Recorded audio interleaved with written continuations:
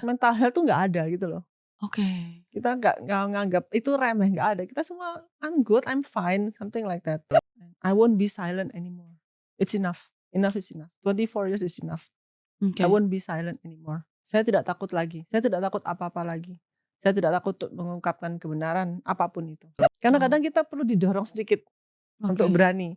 oke. Kita perlu dikasih ide sedikit Mhm, untuk supaya kita, "Oh iya ya, aku juga berhak bahagia. Aku harus cari jalan untuk lepas." oke. Itu butuh sebuah klik. Saya mau terbang seperti roket, terbang tinggi, dan untuk itu saya harus sehat, saya harus kuat. Jadi setiap hari saya membangun kekuatan untuk diri saya. Selain saya menguatkan diri saya sendiri, saya juga ingin saya nggak mau hancur di sini. Mmm. Saya nggak mau saat lepas nanti saya tua, nggak berdaya, nggak punya tenaga, sudah nggak bisa apa-apa lagi. Saya ingin tetap kuat.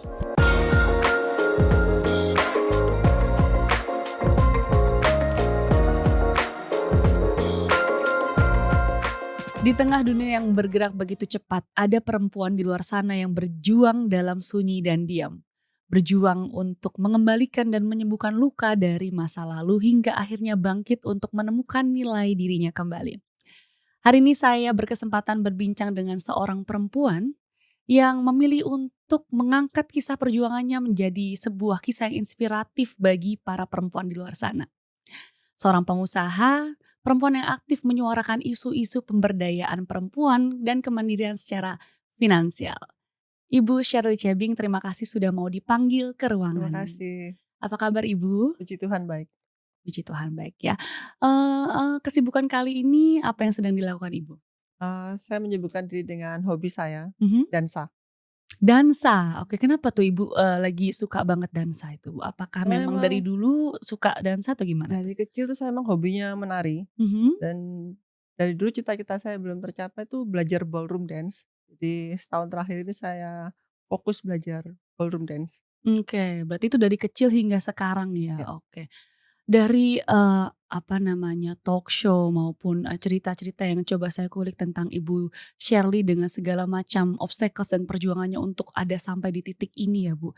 Apa yang bisa Ibu, gambarkan dengan 3 kata untuk mendeskripsikan sosok Ibu Shirley yang sekarang? Berani, Mhm. kuat, bersyukur. Berani, kuat, dan bersyukur. Wow, luar biasa sekali, berani, kuat, dan bersyukur. Benar-benar sosok perempuan yang berdaya ya setelah Puji mengalami Tuhan. segala macam obstacle tersebut.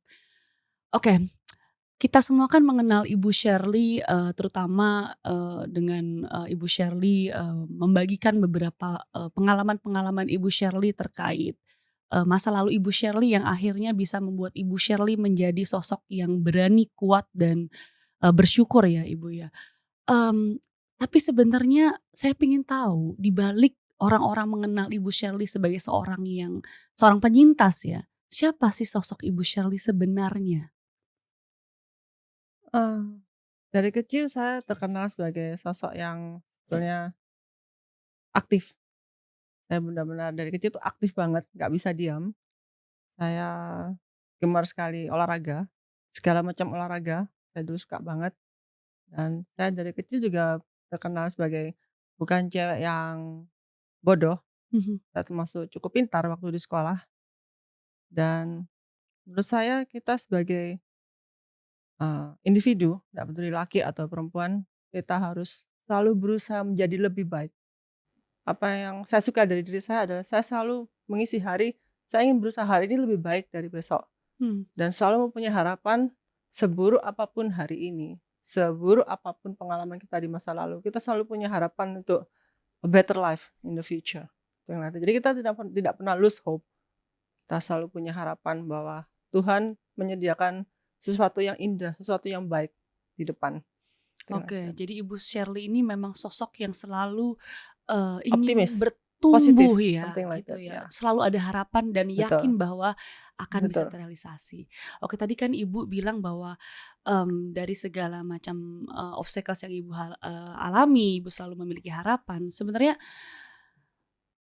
untuk ada di titik ini, eee, apa yang Ibu lakukan gitu ya? Apakah Ibu mencoba untuk melupakan masa lalu Ibu yang begitu sangat menghantui Ibu, atau mencoba untuk berdamai dengan itu semua dan akhirnya ada di titik Saya ini? nggak pernah melupakan sedikit pun masa lalu saya.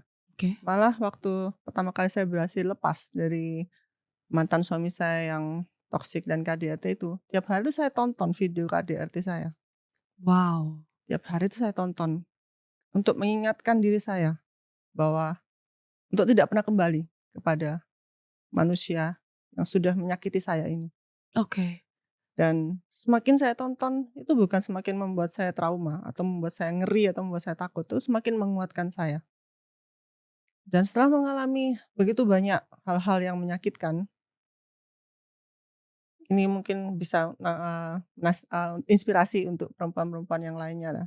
Jangan menjadikan masa lalu yang menyakitkan atau mengerikan itu sesuatu yang membuat kita, eee, tidak punya harapan, membuat kita putus asa, tapi justru itu harus semakin menguatkan kita, memberi kita semangat bahwa kita harus mempunyai kehidupan yang lebih baik di masa depan, bahwa hari ini harus lebih baik dari yang sebelumnya, dan bahwa kita harus berusaha keras. Selain kita berdoa, berdoa tuh harus, kita juga harus berusaha melakukan sebisa mungkin peluang apa yang bisa kita kerjakan untuk membuat diri kita bahagia dan kalau bisa berguna untuk orang lain. Oke. Tapi kan di luar sana itu, banyak perempuan yang ketika melihat gitu ya masa lalunya justru mereka ter-trigger lagi dan menjadi takut untuk, Betul, kayak ketika ada opportunity baru atau orang-orang yang kiranya bisa memberikan treat yang lebih baik, kemudian akhirnya menutup karena dia takut, kejadian itu terulang kembali, Ibu. Menurut pandangan Ibu Shirley gimana? Untuk bagaimana akhirnya bisa berdamai dengan itu semua gitu, Bu? memang tidak mudah untuk setelah malah banyak korban-korban KDRT setelah puluhan tahun mengalami kekerasan psikis dan kekerasan fisik ya, Mhm. tidak mudah untuk bisa menjalani hari-hari dengan normal. Jangankan untuk bisa bangkit dan sukses gitu ya, untuk menjalani hari-hari dengan normal tuh juga sulit banget. Saya juga sempat mengalami hal itu, eee, depresi, insomnia, panic attack, insecure, semua saya alami. Oke. Tapi kemudian, saya tuh awalnya tuh nggak sadar kalau saya ini depresi atau trauma. Saya tuh taunya waktu saya habis melaporkan KDRT ke polisi, kan saya diperiksa oleh psikiater dari Mmm. Polda. Mhm. Pertanyaan pertama dari psikiater itu dia tanya, "Kapan terakhir mandi?" Kapan terakhir mandi? Kenapa, Pertanyaan pertama. kenapa ada pertanyaan itu muncul kepada Ibu pada saat Waktu itu? ditanya, saya sempat terdiam agak lama. Ternyata saya lupa kapan terakhir saya mandi. Sampai Ibu lupa Ya, pada saya saat nggak itu? ingat kapan terakhir saya mandi. Saya jawab, setelah saya terdiam agak lama, saya berusaha ingat-ingat, saya jawab, "Saya lupa." Apakah pada saat itu penampilan Ibu terlihat kayak seperti tidak maaf ya, kayak tidak Pasti mengurus diri pasti gitu? Dan Ibu pasti. nggak sadar pada Ya saat nggak itu? sadar nggak sadar. Saking terlalu larut dalam Karena depresi itu ya untuk pada saat orang itu seusia ya? seangkatan saya, like Iya, mental health tuh nggak ada gitu loh. oke. Kita nggak nganggap itu remeh, nggak ada. Kita semua, "I'm good, I'm fine," something like that. Jadi waktu itu saya baru sadar kalau, wah saya separah itu. Terus saya mulai berpikir like, saya nggak bisa gini terus. Anak saya nggak bisa lihat saya kayak gini terus. Aku harus bangkit, saya harus bangkit untuk anak-anak saya." Lalu saya mulai berpikir bagaimana caranya untuk bangkit. Eee, Menurut saya waktu dalam pikiran saya, paling enggak saya harus, like merasa happy. Mmm, Karena ada slogan kan, hati yang gembira adalah obat. Jadi saya harus merasa happy. Jadi saya tuh kayak berdialog dengan diri saya sendiri. Terus apa yang bisa membuat saya happy?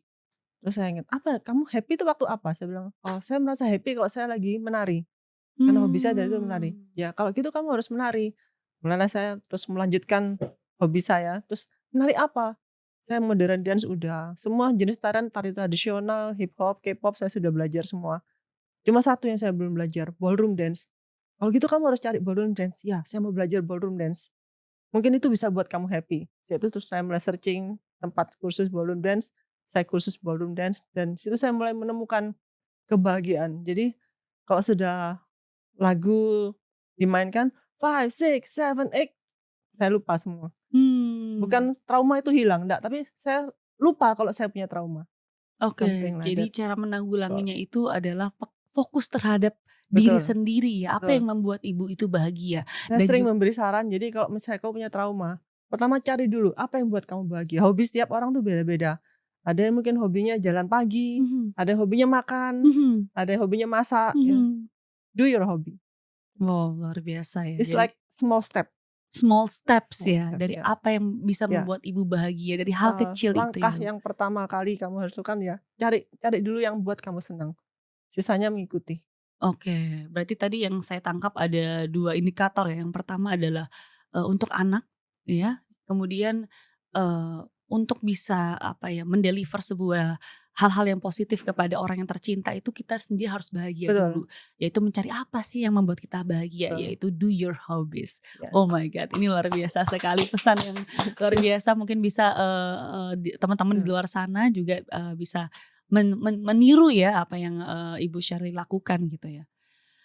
Oke, apa sih yang Ibu rasakan ketika memiliki label seorang penyintas atau motivator ya, yang karena yang kita tahu kan Ibu kan sering aktif dalam menyuarakan isu-isu pemberdayaan perempuan, di mana banyak perempuan di luar sana yang memiliki obstacles yang sama seperti, Ibu. Kemudian banyak orang yang akhirnya, meng-acknowledge Ibu sebagai seorang motivator, penyintas, survival yang luar biasa berhasil. Itu bagaimana pandangan Ibu dan perasaan Ibu? Jujur awalnya saya nggak pernah berpikir that I will gone this far, nggak pernah berpikir bahwa saya akan sampai pada titik ini. Awalnya tuh saya hanya berpikir, apa yang bisa saya lakukan untuk menolong orang-orang yang seperti saya. Hmm. Hanya pikiran, Kak.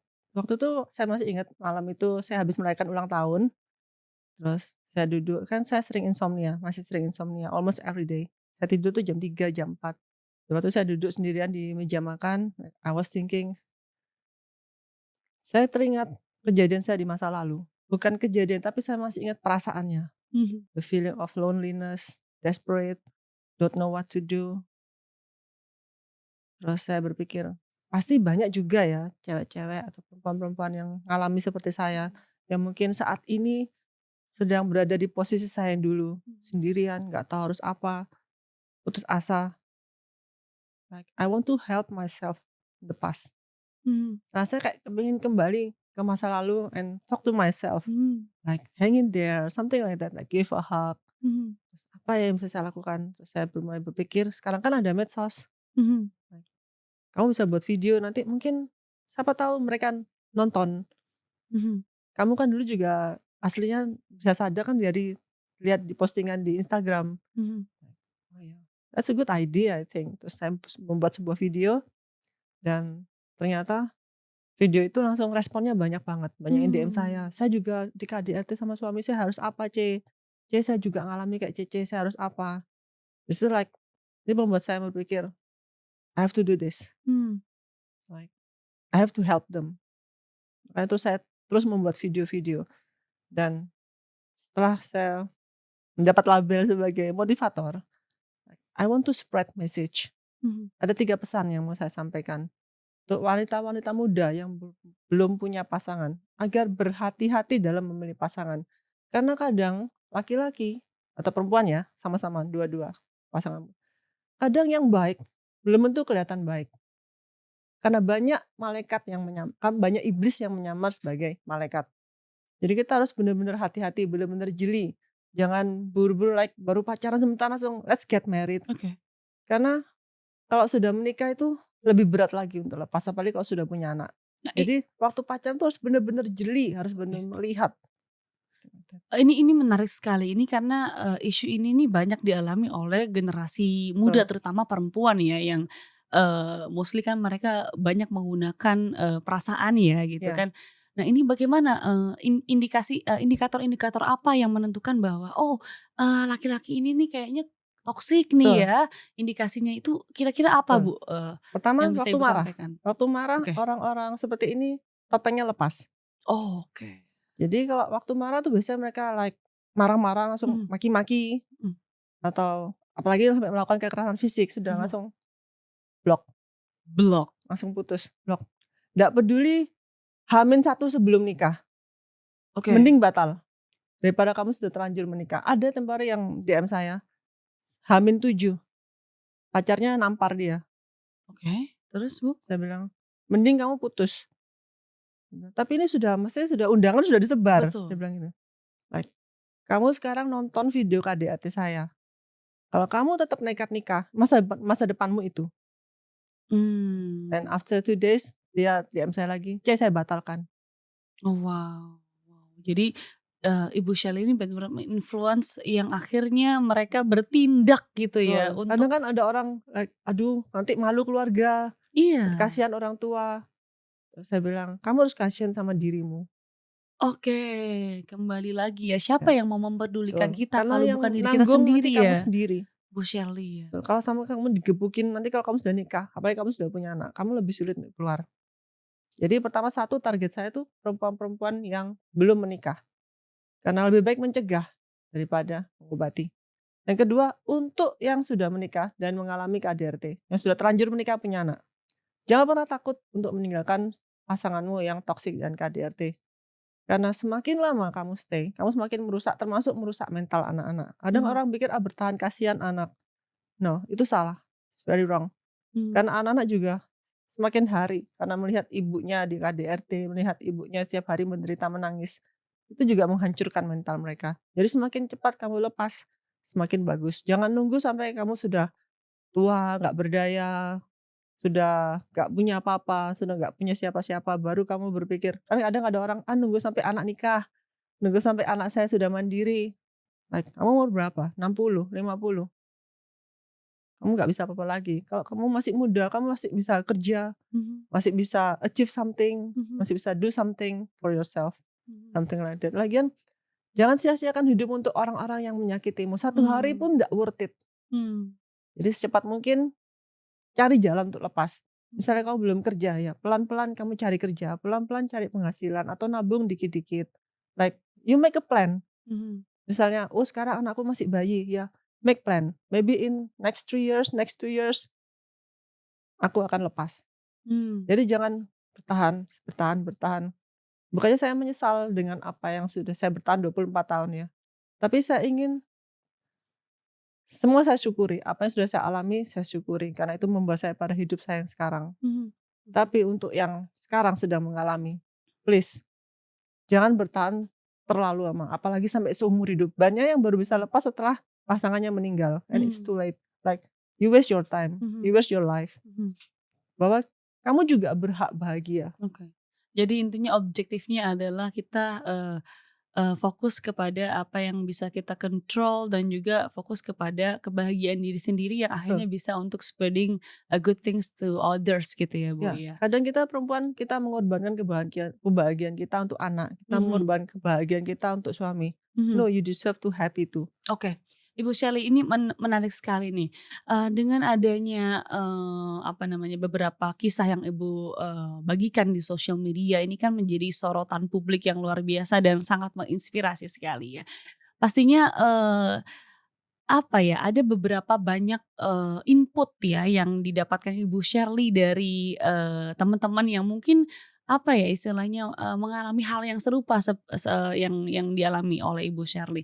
Nah, ini apakah, dari intervensi-intervensi tersebut, Ibu Sherly ini merasa ada hilang kendali gitu atas atas hidup, Ibu Sherly sendiri gitu?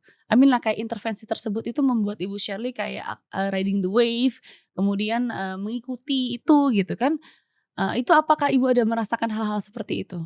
Masih during the marriage. Enggak, during kayak, ketika Ibu Shirley mendapatkan sorotan publik yang luar biasa ini, pasti kan banyak hal-hal yang Oh, kayak menjadi intervensi kepada Ibu Shirley gitu ya. ya. Nah, apakah itu mempengaruhi, kendali atas Ibu Shirley sendiri itu siapa gitu? Eee, pertama ada 2 macam, satunya Mhm, positif, satunya negatif, oke, ya. Yang positif of course like, membuat saya lebih semangat, oke, membuat saya merasa percaya diri lagi, buat saya merasa useful, merasa berguna untuk orang lain. Like, kalau perasaannya kalau bisa membantu orang lepas dari kesulitan, membantu mereka bangkit tuh like, ada rasa senang ya, ada rasa kepuasan tersendiri. Ent tapi ada juga kan yang negatif, mhm, like bahkan justru kadang dari circle saya sendiri. oke. Jadi awal-awal itu saya dikeluarkan dari grup WA, Why? ya You itu, spread the good things to inspire not people, why? everyone thinks that the good things, Alright, especially when it's about a priest. Mantan Oke. suami saya kan pendeta. Alright, oke. So, jadi circle saya itu ada yang, banyak yang nggak suka. Mhm. Apalagi kan mantan suami saya itu kan pendeta. Mhm. Bahkan ada beberapa yang personally call me like, "Can you stop this?" Why? You just, show the fact. Yeah, but that's fact sometimes most people doesn't like the fact. Wow. Something Terus like that. terus apa yang membuat Ibu Shirley tetap kekeh untuk, menyuarakan sebuah kebenaran di situ dengan segala macam bentuk teror dan tekanan yang Ibu dapatkan dari circle Ibu sendiri? Bahkan ada saudara saya sendiri juga yang telepon like, "Kamu tuh sudah senang, hidupmu sudah enak, like kamu ngapain lagi sih cari masalah?" Saya merasa bahwa Tuhan sudah menolong saya, Mhm. mengeluarkan saya. Mhm. Nggak semua orang mempunyai kesempatan seperti saya. Dan saya ingin semua perempuan-perempuan yang mengalami hal seperti saya, KDRT, suami toksik, tidak punya support system, mereka mempunyai kekuatan, mempunyai ide Mhm. untuk keluar dari situasi ini. Mhm. Karena nggak semua orang bisa punya ide sendiri. Kayak Mhm. saya dulu kan juga saya menemukan sebuah postingan Instagram bahwa love doesn't hurt. Nah itu like sebuah turning point buat saya, sebuah klik. Dan saya ingin saya menjadi turning point, menjadi sebuah klik untuk perempuan-perempuan yang mengalami hal seperti saya. Karena Oh, kadang kita perlu didorong sedikit untuk oke. berani. Oke. Kita perlu dikasih ide sedikit Mhm. untuk supaya kita, "Oh iya ya, aku juga berhak bahagia. Aku harus cari jalan untuk lepas." Oke. Itu butuh sebuah klik dan Oke. saya ingin menjadi klik itu. Tapi menariknya Ibu ingin, menolong perempuan-perempuan di luar sana yang memiliki pengalaman yang sama seperti Ibu, tapi di satu sisi Ibu mengalami segala macam bentuk tekanan bahkan dari circle terdekat Ibu. Kenapa Ibu begitu tetap kekeh untuk memperjuangkan hal tersebut? Apa sebenarnya yang menjadi concern Ibu gitu? Karena selama 24 tahun saya menutupi semuanya, Oke. termasuk menutupi kebejatan, kebusukan dari mantan suami saya. I won't be silent anymore. It's enough. Enough is enough. 24 years is enough. I Oke. won't be silent anymore. Saya tidak takut lagi. Saya tidak takut apa-apa lagi. Saya tidak takut untuk mengungkapkan kebenaran apapun itu. Oke. Dari segala macam bentuk tekanan yang Ibu dapatkan, ada nggak kayak sedikit, istilahnya kena mental gitu ya, depresi, karena kan tekanannya begitu banyak bahkan dari circle terdekat gitu. Ada nggak Ibu mengalami hal-hal seperti itu? Waktu itu ada yang nanya sih, maksudnya like, "Kamu nggak takut dengan konsekuensi Iya. tindakanmu ini?" Heeh. Saya jawab, "Saya 24 tahun hidup sama iblis, saya nggak takut lagi. Wow. Wow. Nggak ada lagi yang bisa bikin saya takut."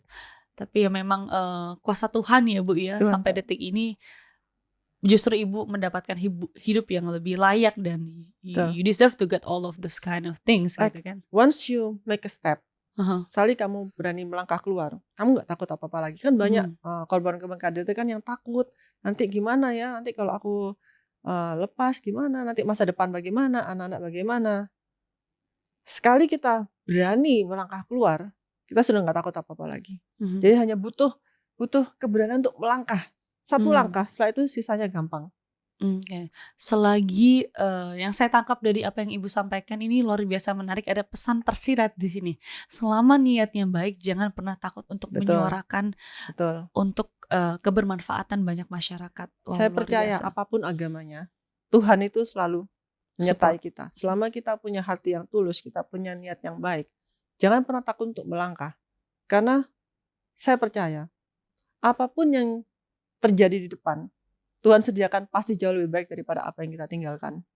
Apapun itu yang di depan. Oke, Tuhan jauh mempersiapkan hal Ya, yang lebih baik betul. daripada yang di belakang, itu Semua akan teman-teman. indah pada waktunya. Semua akan indah Mungkin pada pertama terasa waktu. berat, mungkin pertama terasa sakit, mungkin pertama terasa kayak, nggak kuat lagi, like, aku harus apa, aku harus di mana, di depan tuh gelap, semuanya gelap. Tapi percayalah, Tuhan tuh pasti akan menyediakan sesuatu yang indah, yang baik di depan selama kita terus berusaha. Maksudnya jangan hanya berdoa aja, like, gimana Tuhan mau nolong kita kalau kita hanya di kamar diam berdoa. You have to do something, you have to keep moving, lakukan apa yang ada di depanmu. Kerja, pekerjaan, hobi, apapun lakukan. Berusaha setiap hari itu melakukan sesuatu yang berguna, sesuatu yang baik untuk Oke. dirimu dan sesama, Itu kan something like berarti that. dari, POV, Ibu Shirley sendiri ya untuk, mencoba, tetap fighting gitu ya. Ada nggak, support dari eksternal untuk, apa ya namanya, memperkuat Ibu Shirley, Untuk untuk spreading the good things, to people gitu? support pertama tentu dari anak-anak saya dan Mhm, mama saya. mhm, Jadi waktu pertama kali saya memutuskan untuk lepas tuh anak-anak saya yang men-support saya. mhm, Waktu itu kan saya bilang, eee, anak saya yang perempuan terutama, dia bilang, "Mami mau gini terus sampai kapan? mhm. Sampai mati mami mau gini terus." Itu saya mulai berani untuk mengambil keputusan untuk lepas. Oke. Saya tanya anak saya dua-dua, "Terus kalian gimana? Kalian nggak malu nanti kalau orang-orang bilang masih like broken home, Yes. berarti anak-anak korban perceraian?" Mmm, Dia bilang, "Enggak Mi, kita udah besar, kita kuat kok." mmm, Terus yang kedua dari mama saya juga, kan mmm, kadang kan orang tua malu ya kalau punya mmm, anak cerai. Saya bilang, yap, "Mama gimana? Mama nggak malu nanti kalau yap, ngasih saya cerai?" "Enggak, kenapa harus malu? Kan kamu nggak salah, mmm. yang salah kan mantan suamimu yang salah." Oke. Jadi, Gitu, 2 indikator penting di sini ya, faith, belief betul, dari diri sendiri dan juga support system dari orang-orang terdekat dan mhm. tersayang ya. Dan tentunya suami saya yang sekarang dia sangat support sekali. Dia Oke. juga yang men-support saya Mhm, untuk speak out, untuk mhm, spread the message. Eee, nggak banyak orang yang bisa, eee, men-support istrinya yang tentang masa lalu yap, ya. yap, yap, Tapi saya masih ingat dia bilang gini, ya saya kan tanya pendapat dia, "Menurut kamu gimana?" Dia bilang, "Iya kamu harus like keep doing this. Orang-orang harus tahu, mmm, people has to know. mmm, Dan kamu harus memperingatkan juga orang-orang, perempuan-perempuan biar nggak terjadi yang kayak kamu lagi." iya. Di luar sana ini kan banyak, masih banyak isu perempuan-perempuan yang, in a marriage ya, yang sebenarnya sudah tahu bahwa dia itu terjebak dalam sebuah toxic relationship. Tapi mereka biasanya enggak biasanya sih, beberapa yang memilih untuk bertahan karena kebutuhan finansial. Betul, Nah ini kalau dari kacamata Ibu Shirley sendiri, ini bagaimana? Karena kan mungkin mereka berpikir, "Oh sudah punya anak." betul, Terus mereka juga dari awal sudah berkomitmen untuk tidak bekerja dan mendedikasikan dirinya kepada suaminya. Dan kemudian dia terjebak dalam sebuah toxic relationship bersama dengan suaminya. Nah akhirnya memilih bertahan dengan mengorbankan dirinya sendiri. betul. Nah ini menurut pandangan Ibu Shirley sendiri gimana ini, Bu? Ini memang, situasi yang cukup pelik ya, Mhm, masalah finansial ini ya, karena mhm, kebanyakan korban-korban gini emang sama suaminya di-setting supaya dia tidak berdaya. Jadi dari awal mungkin nggak boleh bekerja, nggak boleh berkarir, disuruh di rumah aja. Setelah itu mulai pelan-pelan finansial dibatasi. Banyak perempuan-perempuan yang justru korban-korban KDRT mereka yang tidak punya akses keuangan dari suaminya. Jadi benar-benar dibatasi dan mereka oke. sendiri tidak bekerja. Oke. Jadi menurut saya, banyak yang DM saya ya kayak, "Anak saya 3 saya nggak kerja, jadi saya harus bagaimana?" Iya. Jadi menurut saya, that's why itu, make a plan. Oh makeup plan, Make a oke. plan. Jadi, kamu jangan make a plan, "Aku akan bertahan seumur hidup." No, kamu harus make a plan like, "In 3 years, aku harus do something." Jadi dalam kurun waktu 3 tahun punya target. Dalam 3 tahun Mmm, ini apa, kamu cari kerja, atau kamu cari penghasilan. Sekarang kan mmm, banyak ya jualan di online ya. mmm, Sekarang banyak cara untuk like make money, mhm, like makanya saya bilang berusaha dan berdoa. Jangan hanya berdoa aja, kamu aja, "Tuhan tolong saya, lepaskan saya." How? mmm, mmm, If you don't do something, you have to mhm, do something. mhm, Figure it out. mhm, Kamu bisa apa? Keahlianmu apa? Masak. Oh, terima pesanan masakan atau something, just try. mmm, Gagal, coba yang lainnya, gagal, coba yang lainnya. mhm. Kalau toh memang benar-benar nggak bisa kerja, coba nabung dikit-dikit. Oke. Kan suaminya mungkin pasti kasih uang Mmm, belanja ya. Just figure out nabung sedikit-sedikit. Like 3 tahun tabunganmu sudah cukup, go somewhere so else. make, Ya, exit just strategy, take a leave. ya kan? Membuat exit strategi gitu Ya. ya, oke. Banyak juga kadang kalau, "Anak saya gimana?" Ini termasuk masalah yang sangat rumit ya kalau sudah masalah anak. Banyak ibu-ibu yang nggak tega karena anak ya. Tapi kalau menurut saya anak-anak tuh punya takdirnya sendiri. Jadi kalau emang misalnya anak 3 banyak yang ada yang DM saya, "C gimana anak saya 3?" Ya kalau emang suami dia dipukulin sampai like very bad, saya bilang, "Kalau emang kamu mampu bawa anakmu, kalau emang nggak mampu nggak apa-apa tinggal aja. One day Mmm, kalau Tuhan kasih umur, kalau Tuhan memang merestui, kamu pasti ketemu lagi anak-anakmu. Just pergi, cari kehidupan di luar, cari kerja, nanti kalau kamu sudah cukup mapan, cukup kuat, kamu bisa ketemu anakmu lagi. Kalau misalnya toh enggak, it's okay. Anak-anak punya takdirnya sendiri. Yang penting selamatkan dirimu, jangan biarkan, kamu hancur lebur dihajar sama suamimu di rumah, Mmm. thing like that. Oke. Jadi intinya adalah ketika beberapa teman-teman yang memiliki obstacles di mana bingung keluar dari toxic relationship karena masalah finansial, eee, make a exit plan Ya, ya. make a plan. Exit plan. 1 tahun, 2 tahun, yang penting kamu punya plan. Jadi like you are on mission. Yes. Itu juga bisa membuat kamu punya semangat. Jadi setiap hari Yes. bangun like I'm on mission. My mission is, Karena ada target di iya, ada situ ya. target. Jadi dalam 3 tahun ini nanti, oh anakku selesai lulus SD, aku mau lepas, aku mau pindah ke mana, aku mau kerja di mana, like make a plan. Dan jangan lupa juga ini penting banget, kebanyakan suami-suami kayak gini tuh mereka menahan berkas-berkas kita. Oke. Jangan lupa amankan surat-surat penting, akte Oke. lahir, KK, surat nikah. Kebanyakan surat nikahnya ditahan, supaya mereka nggak bisa lepas, Oke. something like that. Oke, apa namanya, bagaimana itu, biasanya kan, beberapa suami itu kan berusaha untuk kayak try to hide gitu ya, untuk berkas-berkas yang kiranya ini Mmm, potensial untuk dijadikan senjata untuk betul exit kan gitu. betul. Itu gimana caranya kita untuk, menanggulangi terkait isu tersebut, Bu Shirley? Kalau misalnya toh nggak bisa dapat berkasnya, at least kamu punya fotonya. Kan ada nomornya, setiap akte, akte lahir, akte nikah itu ada nomornya. Kalau Oke. kita punya nomor, at least kita bisa ke catatan sipil minta cetak ulang, atau paling nggak kamu punya data, ada fotokopinya atau ada fotonya. Kalau misalnya nggak dapat berkas aslinya. Jadi Biasanya berkas-berkas apa sih yang kaitannya untuk kayak menahan kita untuk tidak keluar biasanya tuh yang dari pasti ditahan tuh akte nikah, oke, KK. oke, Itu kan penting banget, tanpa itu nggak bisa gugat cerai, nggak bisa ngurus apa-apa.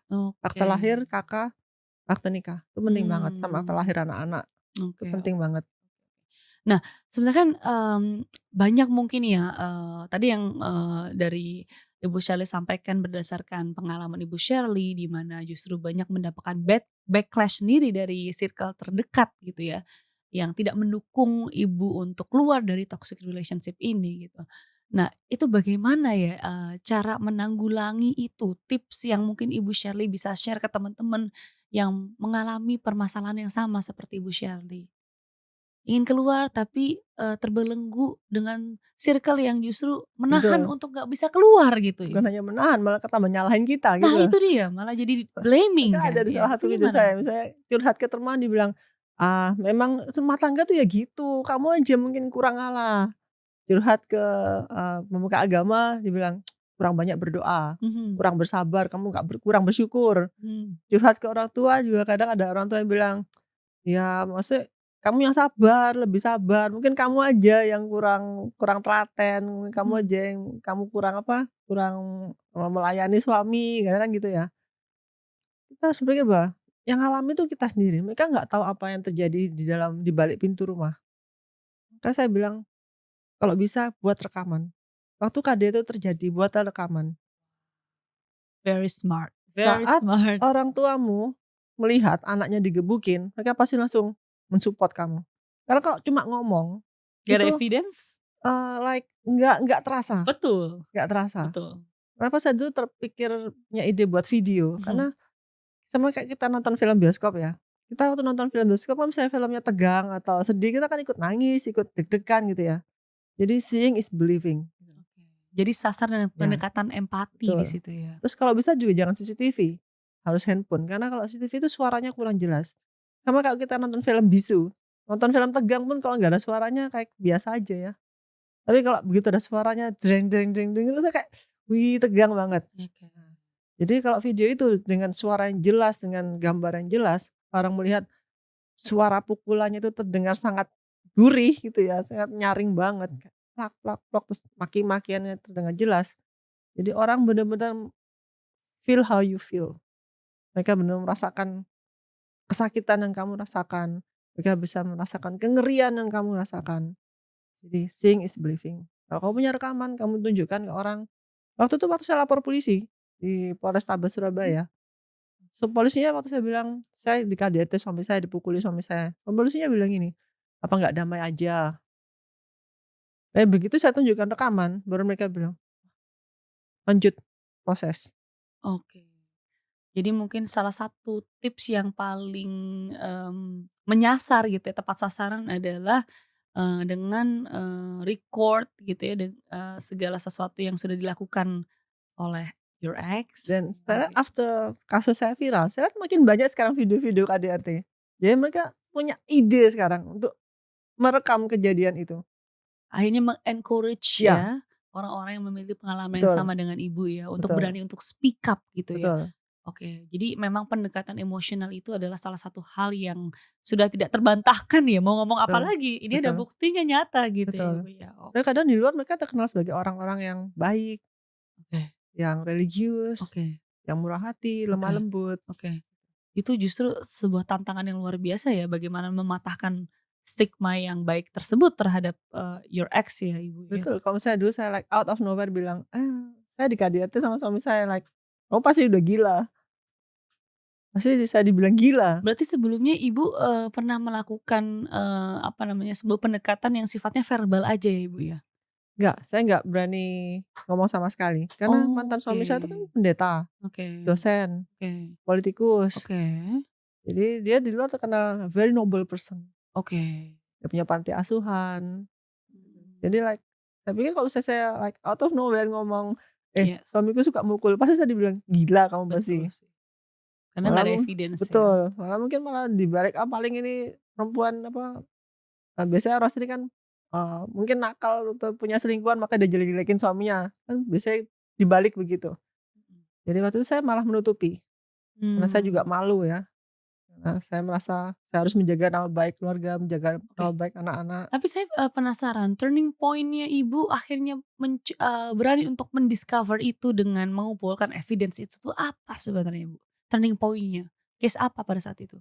Jadi waktu setelah saya sadar bahwa saya dimanipulasi, jadi setelah saya melihat postingan di Instagram itu bahwa love doesn't hurt, saya merasa "Kok love doesn't hurt? Terus kenapa kok saya like hurt terus?" Gitu ya.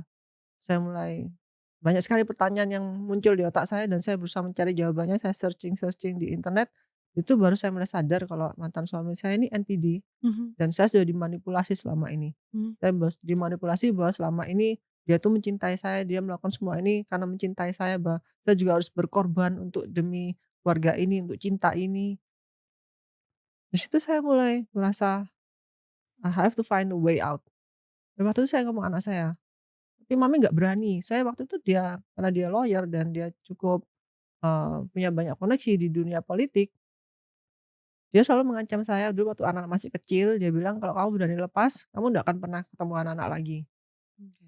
You will get nothing kalau kamu berani meninggalkan saya." Berani macam-macam gitu maksudnya. Mhm. Anak-anak sudah agak besar, dia ngancam saya, "Kalau kamu berani macam-macam, saya masukkan kamu rumah sakit jiwa." Oke. Oh, tapi menarik tadi yang Ibu sampaikan tentang statement bahwa love doesn't hurt. So, menurut Ibu, definisi cinta yang sebenarnya itu seperti apa sih? Ini pernah saya ngomong di VT saya juga, Oke. like, love itu kalau I want to make you happy, bukan Mhm. I want you to make me happy. I want you, I want to make you I happy, want to make you happy, bukan bukan I I want want you you to make to me make me happy. happy. Alright, jadi objektifnya kepada orang yang Ya. dia sayang. Jadi kalau mungkin orang zaman dulu kan kalau misalnya cari apalagi laki ya, kalau Mhm cari istri aku cari istri yang bisa buat aku bahagia. mhm.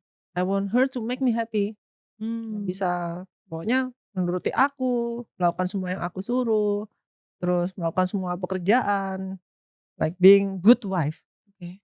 Tapi kalau orang benar-benar mencintai kita itu, ini baru karena saya jadi hidup saya itu kayak sebuah full circle. Saya menikah dengan laki-laki yang benar-benar toksik dan sekarang saya menikah dengan laki-laki yang benar-benar baik. Di situ saya bisa membandingkan. Kalau yang dulu prinsipnya, I want you to make me happy. Kalau yang sekarang, I want Oh to my make you happy. I alright want to see you happy. I'm happy if you're happy. alright. That's love. That's love ya. That's love. Oke. Bu, dari semua pengalaman yang luar biasa Ibu sudah alami ini, kalau Ibu punya kesempatan untuk kembali ke masa lalu, melihat Ibu Shirley pada saat itu, apa sih yang pengen Ibu sampaikan ketika bisa duduk berdua dengan Ibu Shirley yang dahulu? Apa yang pengen Ibu sampaikan kepada Ibu Shirley yang dahulu? Hang in there. Hanging there. Hang in there. That's it? Semua akan indah pada waktunya. Semua akan indah pada waktunya. Tetap kuat, tetap berdoa. Semua akan indah. Tuhan akan menyediakan sesuatu yang indah di depan.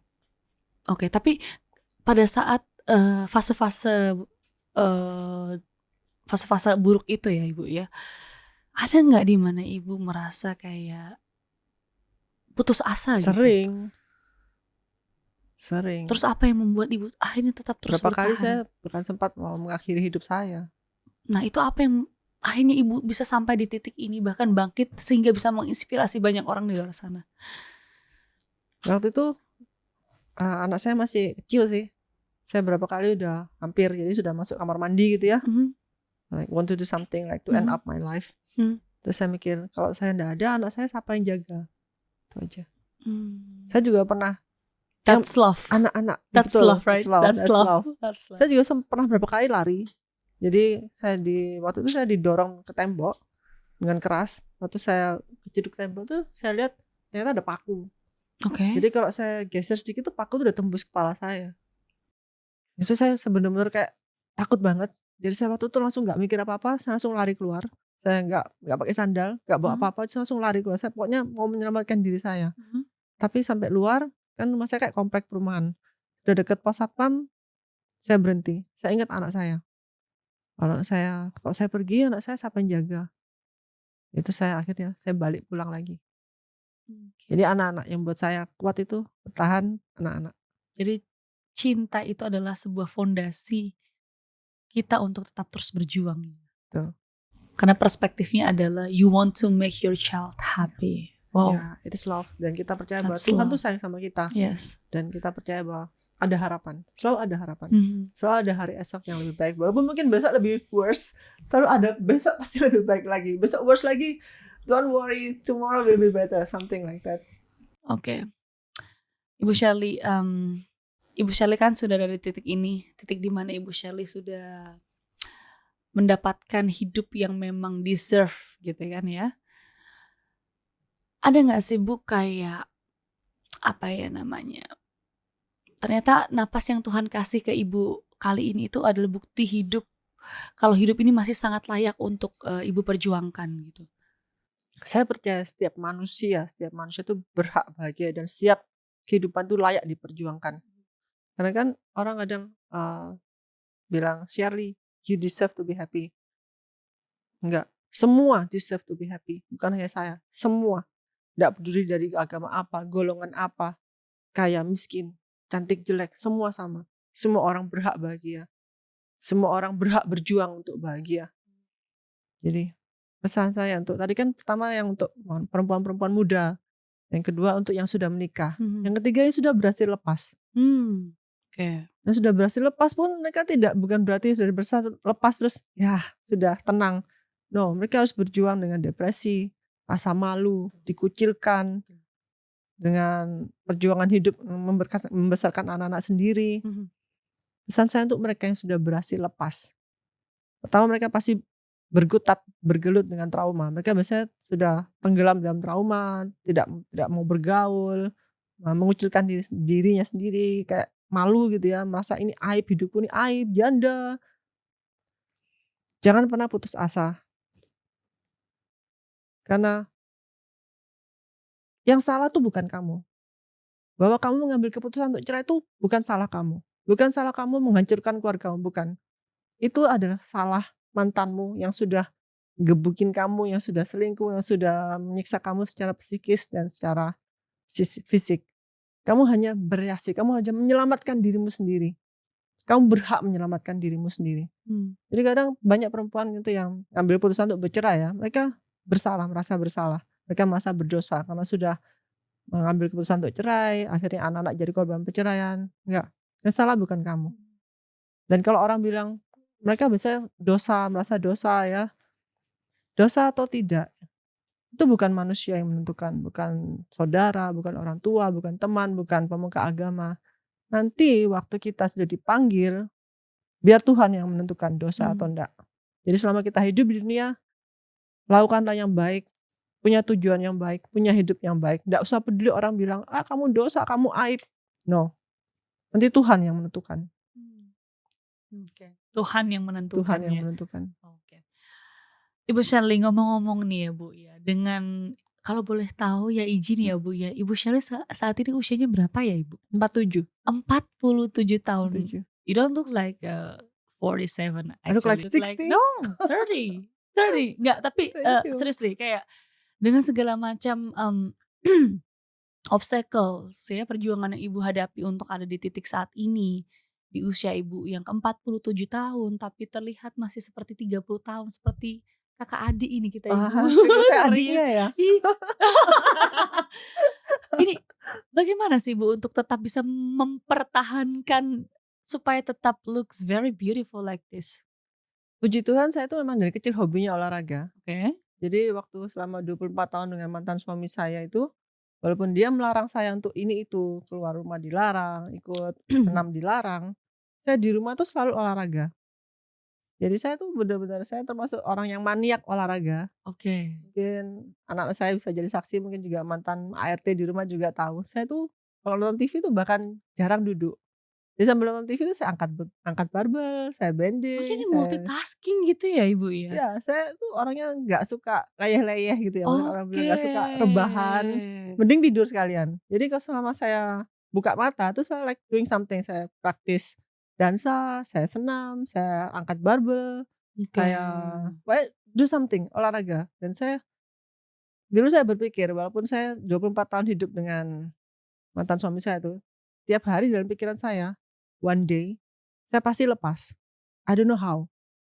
Kalau dulu kan dalam pikiran saya kan sampai maut memisahkan. Mhm, Mungkin dia ndak ada atau saya ndak ada, tapi one day saat saya lepas, saya mau meroket, mhm. saya mau terbang seperti roket, terbang tinggi dan untuk itu saya harus sehat, saya harus kuat. Jadi setiap hari saya membangun kekuatan untuk diri saya. Selain saya menguatkan diri saya sendiri, saya juga pingin like saya ndak mau hancur di sini. Mmm, Saya ndak mau saat lepas nanti saya tua, nggak berdaya, nggak punya tenaga, like sudah nggak bisa apa-apa lagi. Saya ingin tetap kuat. Karena saya punya harapan one day saya akan lepas. mmm. Jadi tiap hari saya olahraga. Dan saya juga jaga makan banget. Saya nggak makan donat, tadi tawarin donat makanya saya nggak ambil tadi. Karena tinggi Aduh, kalori ya Ibu ya, betul banyak nih, gulanya ya. betul. Jadi saya Oke. karena saya pikir kesehatan itu penting. Mhm. Jadi di masa depan mungkin waktu lepas, like paling penting sehat dulu. Oke, Saya harus kuat dulu. oke. Untuk menghadapi ini semua saya harus kuat dan sehat. Mhm. Jadi saya tiap hari itu olahraga, senam. Karena saya dulu juga instruktur, Oke. instruktur senam. Jadi saya tiap hari itu senam, angkat barbel, latihan senam. Jadi, Ibu Shirley melakukan olahraga itu, bahkan dari sejak Ibu mengalami, Ya, kekerasan verbal maupun iya, fisik itu tiap ya, hari di rumah memang saya sudah olahraga. olahraga ya? Olahraga. Oh jadi itu salah satu tips, Ibu Shirley tetap terlihat tampil seperti usia 30 tahun ya ternyata dari segala macam Puji bentuk Tuhan. obstacles dan ya kekerasan verbal dan visual Dulu apa, waktu fisik itu. awal-awal saya sempat, like berantakan ya, Ah hah. berantakan. Jadi waktu itu saya saya ingat saya lihat di kaca kok, like lalu kemes, like Mhm, benar-benar kurus ya, mhm, kayak mhm. nggak dandan, pakai daster. Terus saya berpikir like saya harus do something. Ya sejak itu saya mulai perbaiki diri. Jadi saya ingin waktu saya melihat kaca tuh I feel better, I feel happy. Karena namanya cewek tuh pasti kan kalau lihat dirinya cantik tuh senang. Mhm, Jadi saya tiap hari tuh kalau misalnya di depan kaca saya berusaha membangun kepercayaan diri untuk mhm, diri saya sendiri. I talk to myself in the mirror mhm, every morning like, "Kamu tuh cantik, kamu tuh kuat, kamu mmm, tuh pintar." mhm. Soalnya kalau orang NPD tuh suka banget, ngata-ngatain kita gitu loh. Oke, Nah, "Goblok kamu, oke. Terus itu kamu." gimana cara Ibu tetap terus berpegang, teguh kepada, love yourself gitu, dari maksudnya dari faktor eksternal yang terus, apa Betul. namanya, menyudutkan Ibu bahwa Ibu itu, tidak pantas gitu. Apa yang membuat Ibu Ya, tetap awalnya saya lawan dalam hati. Jadi kalau misalnya dia lawan bilang dalam ya, hati ya? misalnya dia ngata-ngatain saya, "Goblok kamu." Heeh. Tapi saya bilang, "Kamu yang goblok, saya pintar." Like Oke. I talk back but in my heart.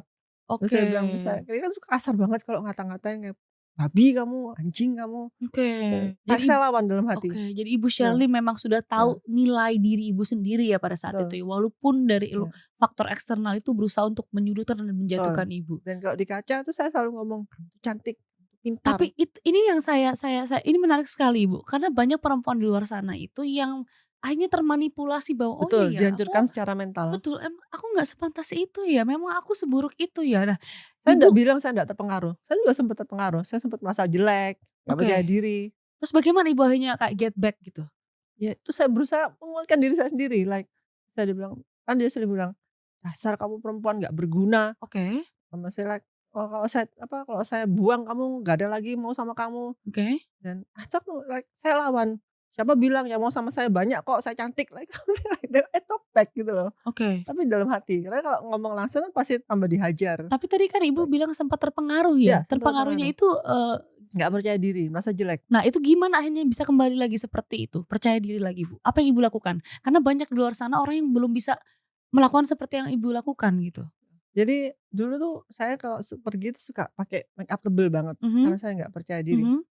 Tapi pelan-pelan seiring saya merasa nyaman dengan diri saya ya, pelan-pelan, pertama kan saya melakukan hobi saya itu ya, setelah saya bisa dansa, kayak orang-orang kayak mulai accepting me, mulai melihat saya sebagai sosok yang, eee, berprestasi gitu ya. Oke Nah itu membangun percaya diri saya. oke Jadi saya oke merasa oke like, ternyata I'm not that bad, I'm good too, something like that. Jadi ada oke. rasa kebanggaan, ada rasa percaya diri. Nah, Mhm maka saya bilang kalau banyak yang DM saya, "Cek bagaimana caranya bangkit?" mhm. Saya bilang, "Upgrade dirimu dalam segala hal, 3 hal, penampilan, keterampilan, Mmm, pergaulan."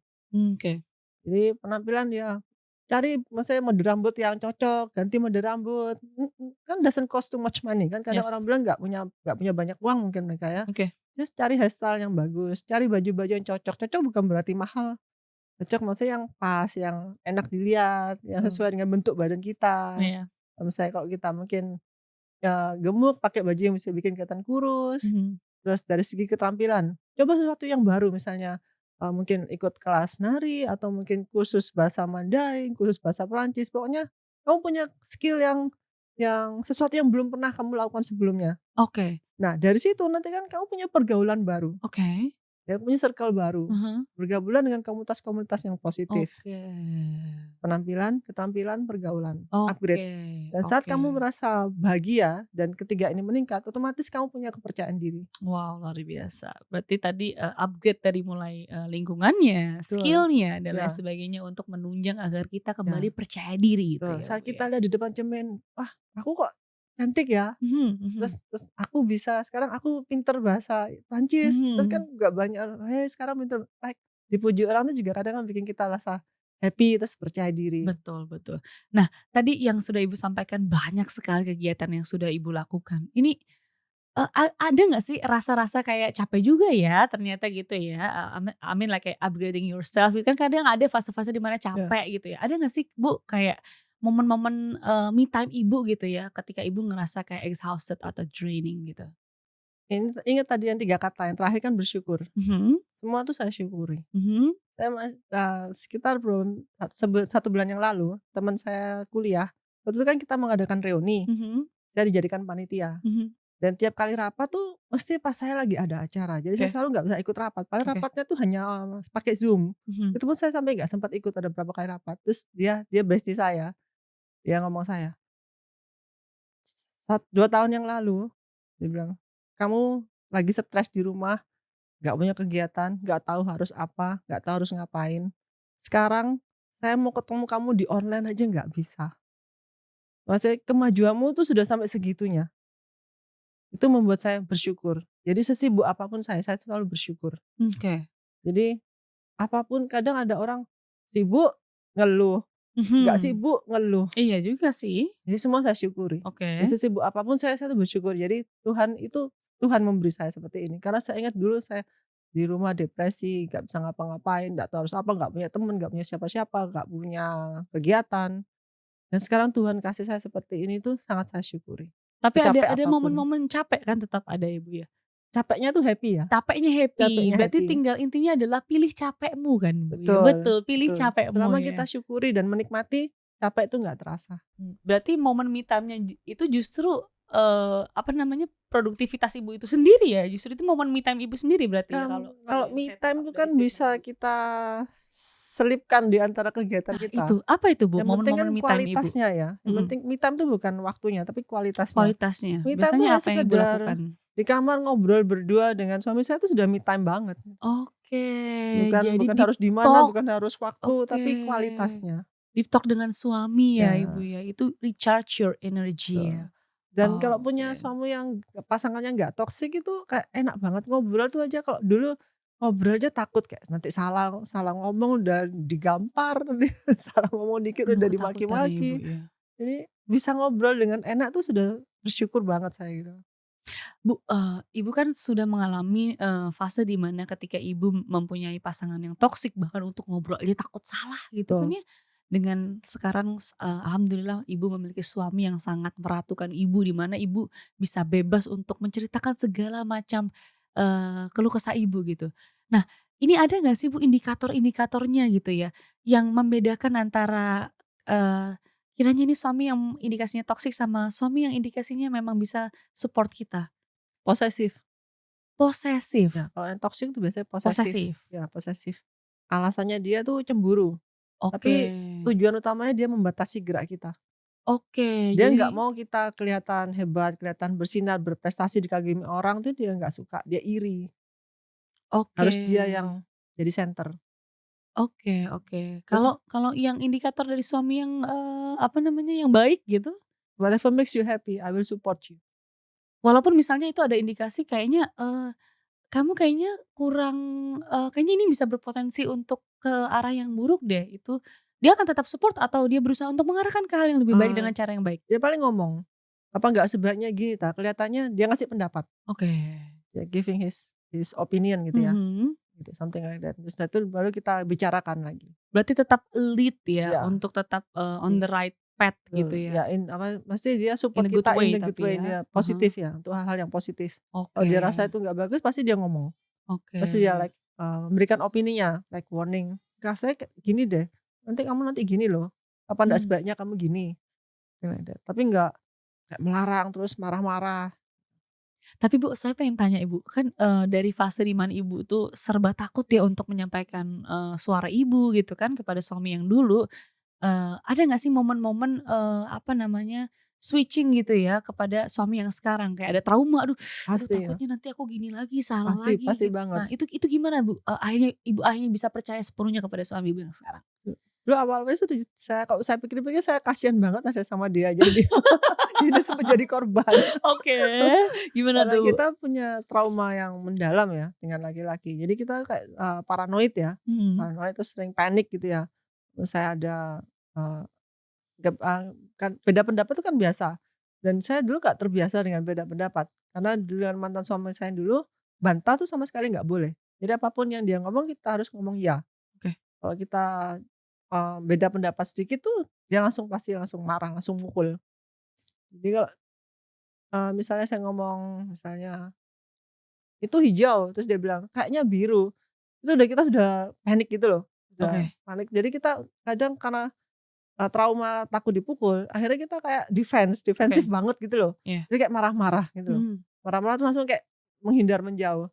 Terus nah, tapi dia dengan sabar dia bilang like, "Maksudnya nggak apa-apa ngomong ngomong, maksudnya dibicarakan." Dari situ saya mulai belajar, oh ternyata apa-apa tuh bisa dibicarakan ya, dan itu butuh waktu sekitar mungkin sekitar 4 5 bulan ya, baru saya mulai paham, oh ini jadi maksudnya relationship yang sehat tuh seperti ini, like semua bisa dibicarakan, semua bisa dirundingkan gitu loh. Like aku punya pendapat apa, kau punya pendapat apa, nggak harus sama pendapatnya, kita menghargai pendapat masing-masing, mhm. something like that, Oh berarti takes time ya, next time. takes time ya, itu komunikasi dan Betul, alhamdulillahnya, Ibu Shirley memiliki pasangan yang sangat sabar dan puji mengerti Tuhan. kondisi Ibu Shirley pada saat Jadi itu. sekarang ya saya nggak takut lagi untuk, ngomong yang beda pendapat gitu ya. Taunya lucunya tuh waktu kita kan liburan ke Jepang, waktu itu kan saya married nggak pesta, jadi kita like, tamasya ke Jepang, keluarga semua, anak saya ajak semua dua-dua sama mama saya, kita berlima. Nah waktu itu waktu pulang dari jalan-jalan, kita kan di hotel, jadi kita masih sharing-sharing foto, lihat-lihat foto, Mhm, kita berlima di kamar saya, terus saya sama suami saya tuh arguing sesuatu gitu loh. Saya lupa apa-apa, dia bilang, "Iya," saya bilang, "Enggak," dia bilang, "Iya, enggak. Anak saya yang laki itu di pojok sana itu saya tahu dia ngeliatin dengan tegang. Takut karena udah Takut. takut ya, Dia pikir gitu kan mungkin ya. dalam pikiran dia bentar lagi saya pasti Iya, dipukulin gitu. oke. Saya lihat dia dengan tegang, saya lihat dia langsung drop everything yang di tangannya, Oke. dia lihat dengan tegang. Terus waktu kan saya, iya enggak," and then setelah itu kan kita ketawa, kita merasa lucu gitu loh, Mhm. argumen kita tuh lucu banget. Terus tiba-tiba anak saya yang laki itu kok ketawa, dia ketawanya lepas banget, hahaha. Itu pertama kali saya dengar dia ketawa lepas. Anak laki saya tuh jarang ketawa, Oke, senyumnya jarang. Di oke, situ saya lihat dia ketawa dengan lepas. Terus saya oke. mulai rasa bersyukur ya, ternyata maksudnya Tuhan beri kita kesempatan untuk like hidup dengan tenang dan bahagia. Bukan Mhm. hanya saya, tapi anak saya juga. Anak ibu juga Ya, ya, oke luar biasa. Nah, ini kan banyak sekali perempuan-perempuan di sana yang, menonton diskusi kita kali ini. Dan saya rasa masih banyak isu perempuan di luar sana yang, memiliki isu yang serupa dengan ibu pada saat itu. Apa kiranya pesan yang ingin ibu sampaikan kepada, generasi muda, perempuan-perempuan terutama maupun perempuan-perempuan yang sudah married untuk bisa seperti ibu gitu ya, untuk bisa Eee, melewati semua badainya dan malah justru sekarang bangkit dan justru menginspirasi banyak sekali perempuan di luar sana. Mungkin ada pesan yang bisa disampaikan kepada mereka, Ibu? ada 3 pesan. Mhm. Pertama untuk kaum muda, hati-hati dalam memilih pasangan, karena pilihanmu menentukan masa depanmu. Jadi jangan sampai salah pilih. Kalau toh yang kedua nih, kalau sudah terlanjur salah pilih, untuk perempuan-perempuan yang sudah terlanjur menikah dan ternyata suamimu itu NPD atau KDRT, bukan berarti hidupmu berakhir. Kamu masih punya kesempatan untuk hidup bahagia. Carilah jalan untuk lepas. Jangan pernah takut untuk meninggalkan suamimu yang KDRT, tukang selingkuh, apapun itu yang menyakitimu, membuatmu menderita.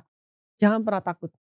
Karena percayalah, apapun yang di depan, sesakit apapun, seberat apapun, sesulit apapun, pasti lebih baik daripada kehidupan yang kamu tinggalkan. Yang ketiga, untuk perempuan-perempuan yang sudah berhasil lepas, jangan pernah terpuruk dalam trauma atau dalam depresi, dalam kesedihan. Bangkitlah, kamu punya kesempatan. Tuhan sudah beri kamu kesempatan membuka jalan untuk bisa hidup bahagia. Kamu sudah lepas, kamu sudah melewati hal yang terberat. Bangkit, berdamailah dengan traumamu. Punya trauma tuh it's okay, nggak masalah. Caranya gimana? Carilah hal-hal yang membuat kamu bahagia. Setiap orang beda-beda. Hobimu apa? Hobimu jalan-jalan, hobimu masak, hobimu mungkin pergi dengan teman-teman ngafe. Lakukan hobimu. Sedikit demi sedikit, saat kamu mulai merasa happy, kamu akan mempunyai rasa percaya diri. Dan setelah itu, bukannya traumamu akan hilang. Mungkin trauma akan kita bawa sampai mati. Saya juga mungkin akan membawa trauma saya belum tahu sampai kapan. Yang jelas, sampai sekarang pun trauma itu masih ada. Tapi saya berdamai dengan trauma saya. Saat saya melakukan hobi saya, saat saya melakukan kegiatan yang membuat saya bahagia, saya lupa kalau saya punya trauma. Seakan-akan saya tidak punya trauma. Dan itu adalah it's a start, sebuah langkah untuk mempunyai hidup yang bahagia. Dan selalu ingat bahwa setiap orang siapapun itu, kita berhak hidup bahagia. Kita tidak harus mengorbankan kebahagiaan kita untuk siapapun. Tidak harus anak bahagia kita harus berkorban, suami bahagia kita harus berkorban. Itu adalah konsep yang salah. Yang benar adalah semua harus bahagia. Bapak bahagia, ibu bahagia, anak-anak bahagia. Tidak harus mengorbankan kebahagiaan dari salah satu, termasuk kebahagiaan ibu. Wow, luar biasa sekali pesannya, langsung tepat sasaran ya. Amin, puji Ibu Tuhan. Shirley, terima kasih sekali atas Terima kesempatannya kasih untuk sudah mau memberi saya kesempatan. hadir, dipanggil ke ruangan ini. Thank you, thank you. Semoga perbincangan kali ini bisa Amin. memberikan, banyak insight untuk teman-teman perempuan terutama di luar sana. Amin. Amin. Dan terima kasih juga untuk teman-teman yang sudah hadir dipanggil ke ruangan kali ini.